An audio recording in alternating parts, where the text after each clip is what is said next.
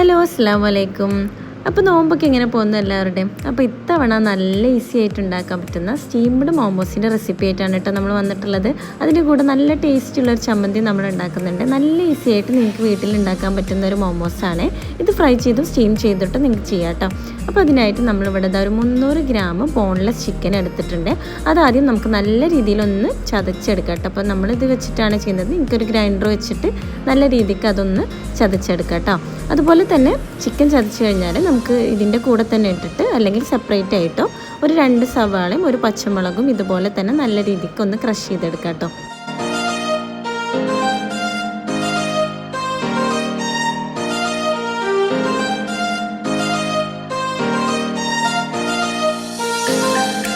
അപ്പോൾ ഇത് ക്രഷ് ചെയ്ത് കഴിഞ്ഞാൽ നമുക്ക് ഈ ചിക്കനും അതുപോലെ ഈ സവാളയും പച്ചമുളകൊക്കെ കൂടി നന്നായിട്ടൊന്ന് മിക്സ് ചെയ്തെടുക്കുക. അത് മിക്സ് ചെയ്യുന്ന സമയത്ത് ആവശ്യത്തിന് ഉപ്പും 1 ടീസ്പൂൺ കുരുമുളക് പൊടിയും 1 ടീസ്പൂൺ സോയാ സോസും ഒക്കെ ചേർത്ത് കൊടുക്കുക കേട്ടോ. എന്നിട്ട് നല്ല രീതിക്ക് ഇത് മിക്സ് ചെയ്യുക. അതുപോലെ തന്നെ കുറച്ച് മല്ലിയില നല്ല കുനുകുനാന്ന് അരിഞ്ഞത് കൂടി ഇതിൻ്റെ കൂടെ മിക്സ് ചെയ്ത് കൊടുക്കണം. നല്ല രീതിക്ക് നല്ല അടിപൊളിയായിട്ട് മിക്സ് ചെയ്ത് കൊടുക്കണേ.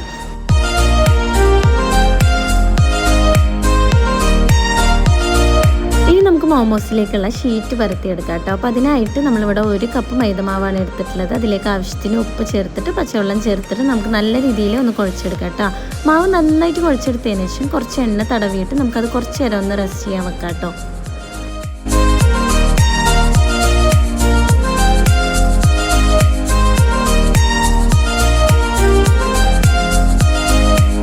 അപ്പോൾ ഇതാ മാവ് നല്ല രീതിക്ക് ആയിട്ടുണ്ട്. അതിൽ നമ്മൾ കുറച്ച് എണ്ണ തടവിയിട്ട് കുറച്ച് നേരം റെസ്റ്റ് ചെയ്യാൻ വെച്ചിട്ടുണ്ട്.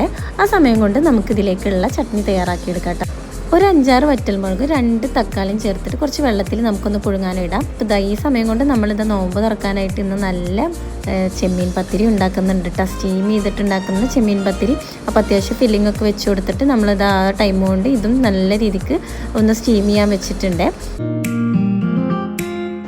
അപ്പോൾ ഇനി നമുക്ക് നമ്മുടെ ഈ മാവ് നന്നായിട്ട് കുഴച്ചെടുത്തിട്ടുണ്ടല്ലോ, അത് നല്ല രീതിക്ക് പരത്തിയെടുക്കാം കേട്ടോ. നല്ല തിന്നാവണമെന്നില്ല, പക്ഷെ ഒരുപാട് കട്ടിയില്ലാത്ത രീതിക്ക് നല്ല രീതിയിൽ നമുക്കൊന്ന് കുഴച്ചെടുക്കാം. അതിന് ശേഷം നല്ലൊരു റൗണ്ട് ഷേപ്പിലുള്ള ഒരു ഇതുപോലത്തെ ഒരു മൂടി വെച്ചിട്ട് നമ്മൾ നല്ല രീതിക്ക് ഇതിങ്ങനെ കട്ട് ചെയ്തിട്ട് എടുക്കുന്നുണ്ട് കേട്ടോ. ഇത് ഈ ഒരു വലുപ്പത്തിലാണ് നമ്മളിവിടെ ചെയ്യുന്നത്. നിങ്ങൾക്ക് ഇഷ്ടമുള്ള രീതിയിൽ ഷേപ്പിലൊക്കെ ഈ ഒരു മോമോസ് ചെയ്യാവുന്നതാണ് കേട്ടോ. അപ്പോൾ ഇതാ ഇതുപോലെ നമ്മൾ റൗണ്ടായിട്ട് കട്ട് ചെയ്ത് വെച്ചിട്ടുണ്ട്. ഇനി ഇതിലേക്ക് കുറച്ച് ഫില്ലിങ് വെച്ച് കൊടുത്തിട്ട് ചെറിയ രീതിയിൽ മടക്കിയിട്ട് നമ്മളൊരു റൗണ്ട് ഷേപ്പിൽ സാധാരണ നമ്മൾ മോമോസ് കാണുന്ന ആ ഒരു ഷേപ്പിലേക്ക് നമ്മളിത് നല്ല ഭംഗിയിൽ മടക്കിയെടുക്കുന്നുണ്ട്.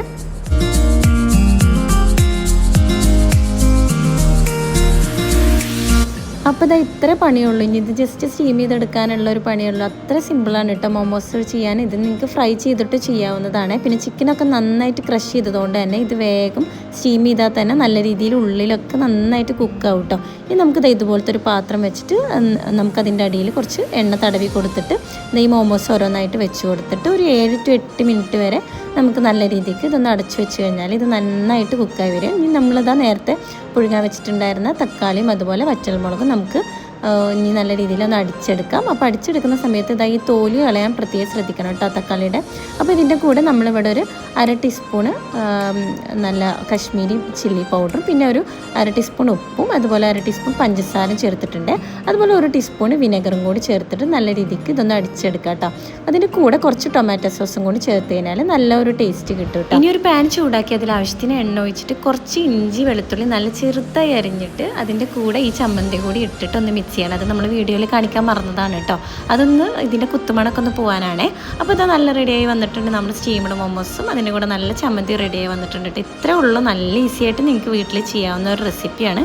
അപ്പോൾ എന്തായാലും എല്ലാവരും ട്രൈ ചെയ്ത് നോക്കുക. ഇത് സ്റ്റീം ചെയ്തിട്ട് ഫ്രൈ ചെയ്തിട്ടൊക്കെ ചെയ്യാം.